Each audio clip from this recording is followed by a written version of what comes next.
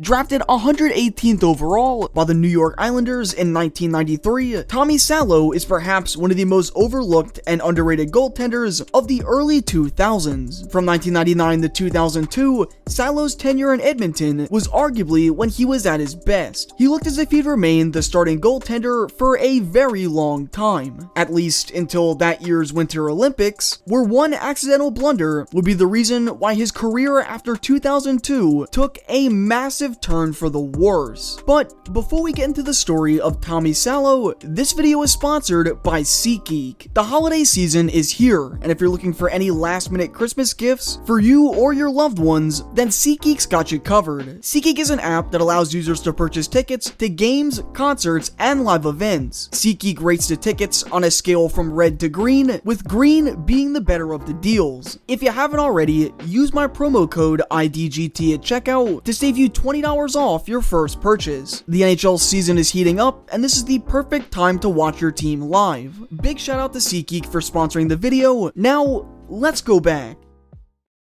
Coming into the league, Salo had a ton of accolades from his time in the minors. Playing for the Islanders affiliate team, he would help the Grizzlies capture back-to-back Turner Cups while being extremely solid in net. He'd be named IHL Rookie of the Year in 1995, and then win the IHL MVP the following season, winning a total of 73 games over a 2-year span. During that time, he would periodically get called up to play in net on Long Island, but his numbers were extremely underwhelming, winning just 2 of 16 games. Salo would earn the starting job during the 96-97 season, and would remain the starter on the island until 1999. During that stretch, Salo performed a lot better, and was simply a victim of a very poor Islanders roster. The 90s Islanders were notorious for icing some extremely underwhelming teams, but despite the lack of talent, Salo still managed to post respectable numbers, never having a goals against average below 2.8 and recording 14 shutouts in 3 seasons. 3 days before the 1999 trade deadline, the Islanders would trade Salo to the Oilers for Mats Lindgren and an 8th round pick, and this trade would be a pivotal one for Tommy, as upon his arrival, he played 13 games to finish out the year, finishing with an 8-2-2 record, a 2.31 goals against average, and a 903 save percentage. Salo had the very hard task of trying to fill the void that fan favorite Curtis Joseph left behind, but in his first full season in Edmonton, Salo began to find his stride. Going 27, 28, and 13, he would help take the Oilers to the playoffs, but after a disappointing showing by the offense, scoring just 7 goals in 4 games, Edmonton would get swept by the eventual Cup champion Dallas Stars. This would seem to become a tradition, but we'll get to that later. For now, we need to head to the year 2000, as from 2000 to 2002, Salo would play the best hockey in his entire career. The 2000-2001 season was a monumental one for Salo. He'd post an impressive 36, 25, and 12 season, recording 8 shutouts along the way. But the big reason as to why this season was incredible was because due to his impressive play, he would get named to his first ever All-Star game. This was truly the year where Salo began making a name for himself, and his success began to continue. Although once again losing to Dallas in the playoffs, he bounced back strong the following year, winning 30 games yet again and recording even better statistical numbers. Salo emerged as a solid starting goaltender and became someone that Edmonton could rely on. Eventually, even ownership began taking notice, as from 1999 to 2002, Salo would win the Zane Feldman Trophy, being named the Oilers' most valuable player 4 years in a row. At this point,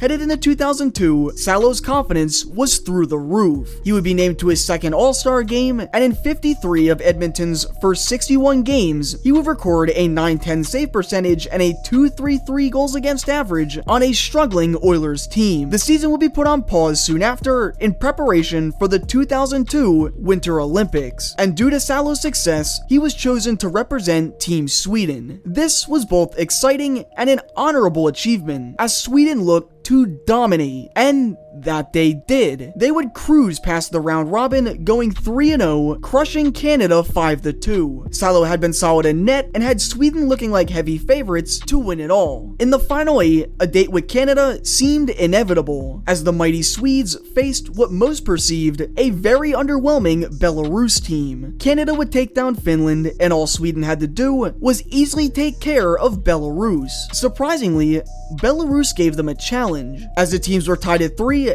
headed into the third. 3 minutes into the period, both teams decided to head for a change, and what happened next is the defining moment of Salo's career.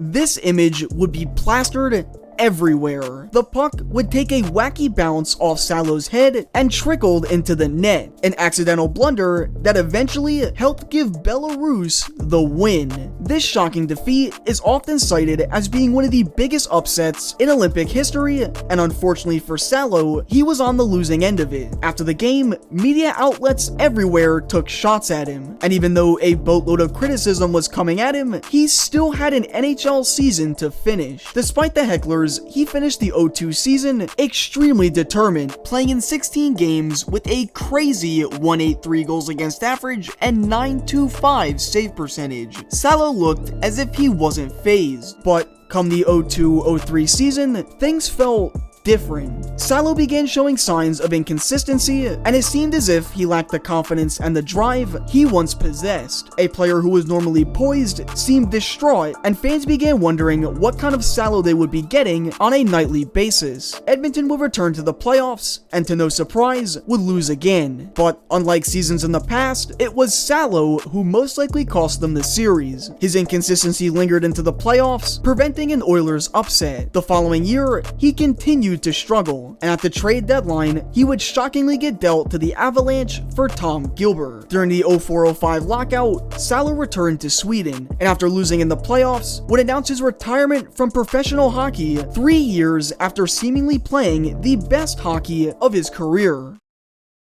The rapid fall of Tommy Salo is extremely disappointing and shows just how important confidence is for one person's game. Sports are just as much of a mental battle as it is a physical one, and there's only so much heckling someone can take before they feel defeated. What I didn't mention up to this point was that in addition to Salo being bashed in the media, he and his family were also constantly ridiculed in his own hometown, which could better explain why he deservedly felt upset. It's normal to laugh at an obvious blunder, but it's also important to realize that players are people too. And although many may often forget, even some of the greatest goaltenders of all time have even fell victim to a blunder of their own. The head, Gilroy puts one on goal and scores! In unorthodox fashion, the Senators have the lead. And wouldn't you know it, after about 4 spectacular saves, it's a crazy one like this.